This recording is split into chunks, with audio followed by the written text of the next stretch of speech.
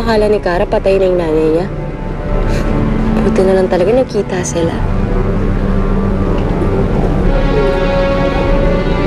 Bayan, kanina ka patahimik? Para ka naman di masaya para kay Kara eh.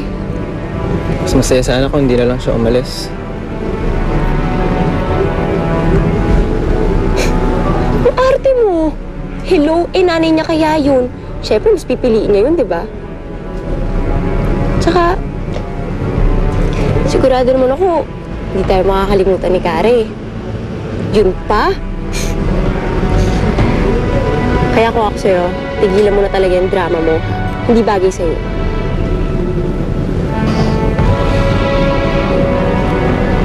Kuya, sana mahanap na rin ni Kara yung tatay niya, no? Para sa wakas, kompleto na yung pamilya niya.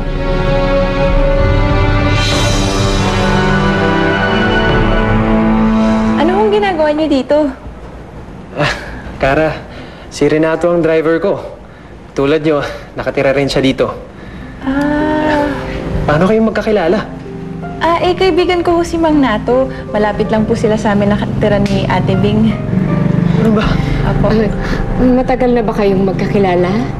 Mga buwan na rin ho. Ang late naman ho ng mundo. Dito pa tayo nagkakita-kita. Lola, siya yung Mang Nato na kinikwento namin sa inyo ni Rafa. Tandaan nyo? Mang Nato, alam ko medyo magugulat kayo sa sasabihin ko.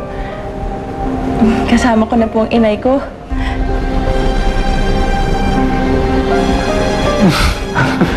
Sir, pwede ho ba? Sige.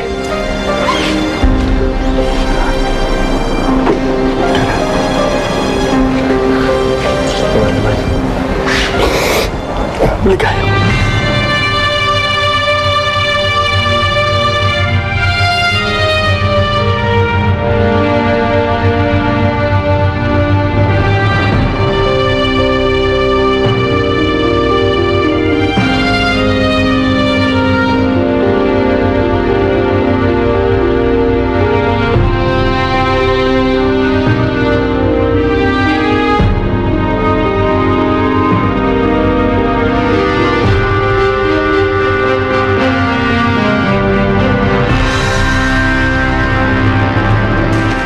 Pabantayan na lang kita dahil baka mamaya kung ano na naman gawin mo sa sarili mo.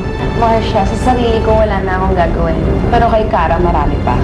Hindi porket nandito na nakatira yung anak mo, siya na lang yung aatupagin mo. Hindi ako papayag na mauubos lahat ng oras sa kanya. Naintindihan mo ba? Renato, hindi ka pwedeng tumira dito.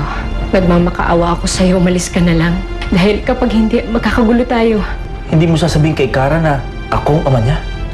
Totoo ba, Nay?